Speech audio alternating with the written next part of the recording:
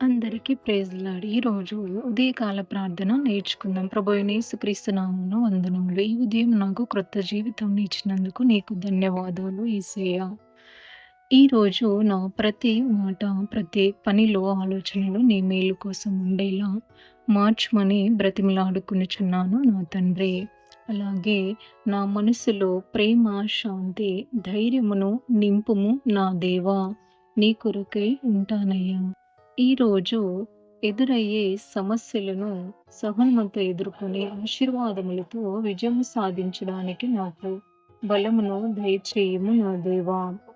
నా కుటుంబాన్ని, నా స్నేహితులను, నాకు సపోర్ట్ చేసే ప్రతి వ్యక్తిని నీ కాపాడే చేతులను ఉంచుము. నీ నామమును బట్టి ప్రార్థిస్తున్నాను నా తండ్రి. నాకు ఇవన్నీ జరిగేలాగున సమాధానమును దయచేయము. ఆమేన్.